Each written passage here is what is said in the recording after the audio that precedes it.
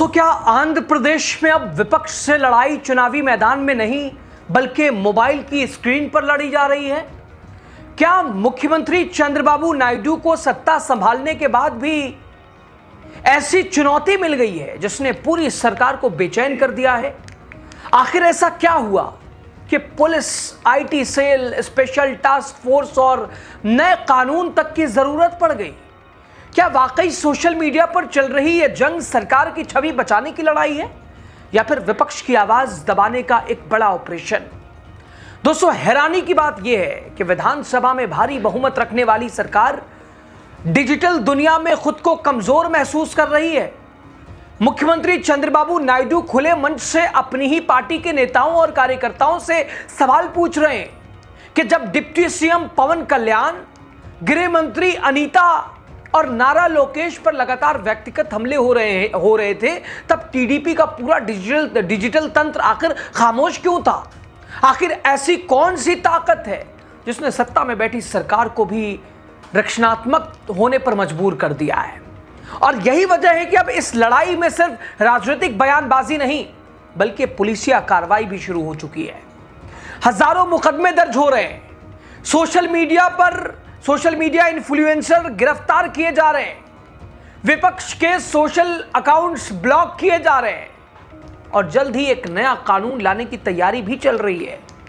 लेकिन सबसे बड़ा सवाल यही है कि क्या यह कार्रवाई केवल ट्रोलिंग और फेक न्यूज के खिलाफ है या फिर इसके जरिए विपक्ष की डिजिटल ताकत को कमजोर करने के लिए कोशिश की जा रही है? दोस्तों, इस वीडियो में आपको बताएंगे आखिर क्यों चंद्रबाबू नायडू और पवन कल्याण की सरकार को सोशल मीडिया सबसे बड़ा खतरा दिखाई दे रहा है, क्यों जगन मोहन रेड्डी की डिजिटल आर्मी को आज भी आंध्र प्रदेश की सबसे आक्रामक राजनीतिक ताकत माना जा रहा है, और कैसे ये पूरी लड़ाई अब अभिव्यक्ति की आजादी बनाम डिजिटल दुष्प्रचार की सबसे बड़ी राजनीतिक जंग में बदलती जा रही है। इसलिए वीडियो को आखिर तक जरूर देखिए, क्योंकि इस कहानी का हर मोड़ पिछले मोड़ से कहीं ज्यादा चौंकाने वाला है। उससे पहले आप खबर की शुरुआत करें, आपको नमस्ते, आप मेरा नमस्कार स्वीकार कीजिए। द राजनीति का खास सेगमेंट देख रहे हैं, खबर और विश्लेषण के साथ मैं हूं यासूब रजा।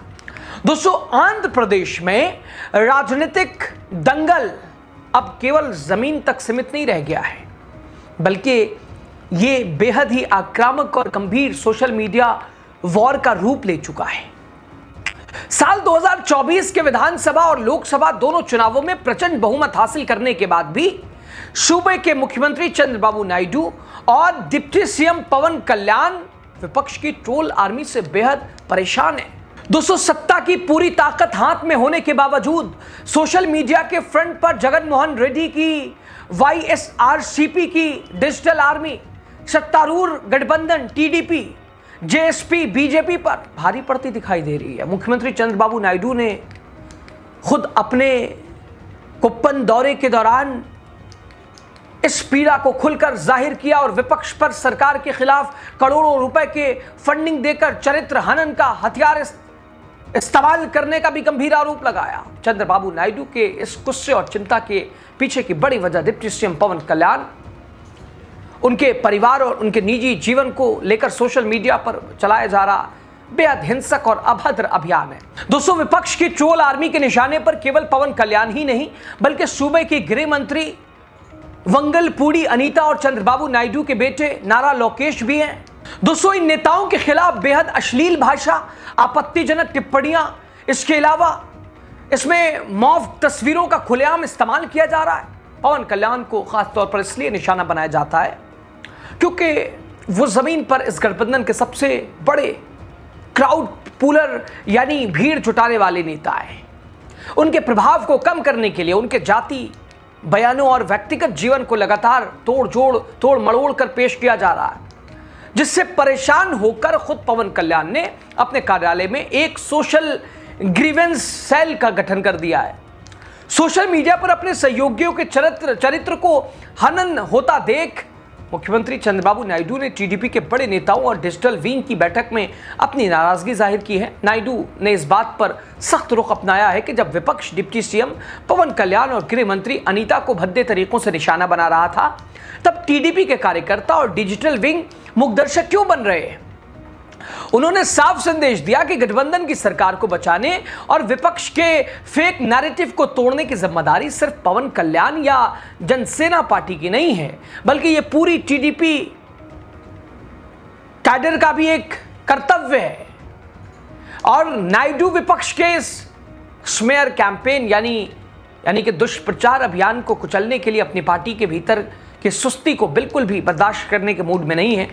इस डिजिटल दबंगई को रोकने के लिए आंध्र प्रदेश सरकार ने अब पूरी ताकत झोंक दी है और पुलिस प्रशासन को खुली छूट दी है।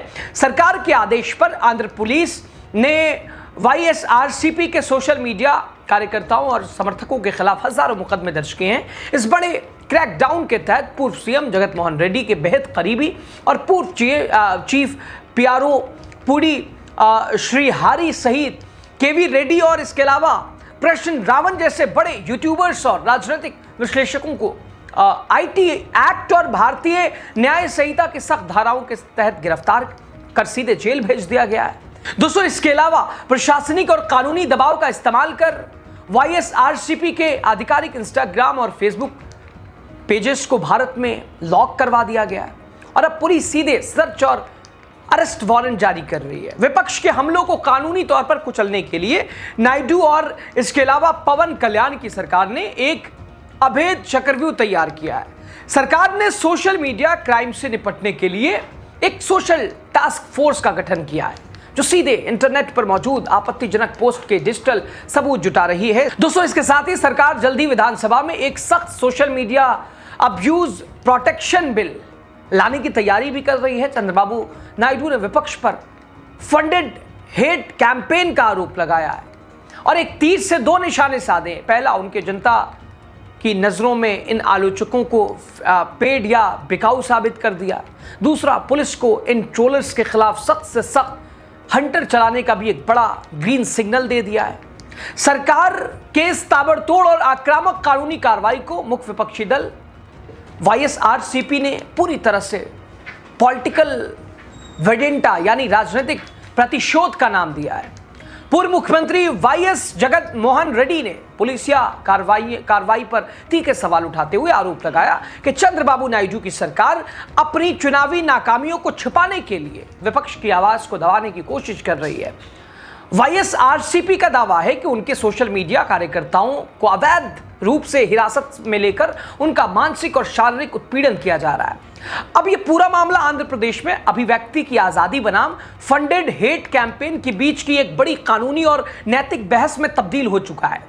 आंध्र प्रदेश की इस डिजिटल जंग को समझने के लिए तीनों बड़े दलों की सोशल मीडिया आर्मी के आंकड़ों को देखना बेहद जरूरी है, जहां मुकाबला नंबरों में बराबरी का है, लेकिन आक्रामकता में जगन मोहन रेड्डी आगे हैं। अगर व्यक्तिगत फॉलोअर्स की बात करें तो पवन कल्याण एक्स ट्विटर पर 50 लाख से ज्यादा फॉलोअर्स के साथ सबसे बड़े डिजिटल लीडर हैं और वहीं मुख्यमंत्री चंद्रबाबू नायडू के पास 49 लाख और वाईएस जगन मोहन रेड्डी के पास लगभग 45 लाख फॉलोअर्स मौजूद हैं। टीडीपी और वाईएसआरसीपी के आधिकारिक पेजेस पर 12 लाख से ज्यादा फॉलोअर्स हैं और दोनों ही पार्टियों के पास एक्स पर 8 से 9 लाख के बीच एक्टिव यूजर बेस है, जो किसी भी मुद्दे को तुरंत ट्रेंड कराने की ताकत रखता है। सत्ताओं से बाहर होने के बावजूद जगन मोहन रेड्डी की टीम को मैदान में सबसे ज्यादा आक्रामक और संगठित माना जाता है। वाईएसआरसीपी की सोशल मीडिया विंग पूरी तरह से सेंट्रलाइज तरीके से काम कर रही है या करती है, जिसके पास 4500 से ज्यादा रजिस्टर्ड सोशल मीडिया वॉलंटियर्स की एक कोर टीम है। जमीनी स्तर पर सूबे की सभी 26 जिलों को कवर करने वाले 2000 से ज्यादा मुख्य एक्टिव मेंबर्स सीधे पार्टी के मुख्य प्लेटफॉर्म से जुड़े हुए हैं। इसके अलावा गांव से लेकर अंतर्राष्ट्रीय स्तर तक फैले उनके व्हाट्सएप ग्रुप एक बहुत बड़ा जाल यह है और जिसमें 10 लाख से ज्यादा सक्रिय सदस्य जुड़े हैं। वाईएसआरसीपी ने अपने समर्थकों को सीधे जोड़ने के लिए बाकायदा एक डिजिटल बुक ऐप और सोशल मीडिया आईडी कार्ड तक जारी किया है, जिसने सरकार की सुपर 6 कल्याणकारी योजनाओं के खिलाफ एक ऐसा मजबूत काउंटर नैरेटिव तैयार किया है कि पूरी सरकार बैकफुट पर दिखने लगी है। विपक्ष के मुकाबले टीडीपी और जनसेना का नेटवर्क भी कम बहुत मजबूत नहीं है। उनका दावा है कि टीडीपी के पास लगभग 1.5 लाख से ज्यादा अलाइन व्हाट्सएप ग्रुप है, जिन्हें विभिन्न यूनियंस क्षेत्रों और इसके अलावा जातियों के आधार पर एक तरह से व्यवस्थित किया गया है। इन ग्रुप्स के जरिए टीडीपी रोजाना सीधे 1 करोड़ से ज्यादा लोगों तक अपना नैरेटिव और सरकारी संदेश पहुंचाती है। और दूसरी तरफ डिप्टी सीएम पवन कल्याण के पास किसी आधिकारिक आईटी सेल से भी बड़ी उनकी अपनी पर्सनल फैन फॉलोइंग है, जो किसी भी मुद्दे को मिनटों में नेशनल या रीजनल ट्रेंड्स में बदल देती है। इंस्टाग्राम और एक्स पर टीडीपी जेएसपी गठबंधन के हजारों स्वतंत्र मीम पेजेस और अनऑफिशियल सपोर्टर्स अकाउंट भी एक्टिव है। इसके बावजूद वर्तमान स्थिति यह है कि इस पूरी डिजिटल जंग में जगन मोहन रेड्डी की आर्मी का पलड़ा ज्यादा भारी दिखाई दे रहा है, जिसने सरकार के शीर्ष नेताओं को खासा परेशान कर रखा है।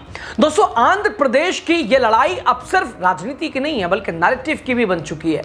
एक तरफ सरकार इसे फेक न्यूज और ट्रोलिंग के खिलाफ कार्रवाई बता रही है, दूसरी तरफ विपक्ष इसे आवाज दबाने की कोशिश कह रहा है। देखना होगा कि इस डिजिटल जंग में जीत किसकी होती है, सरकार की या विपक्ष की। इस पूरे मामले पर आपकी राय जो भी हो जरूर दीजिएगा। शुक्रिया।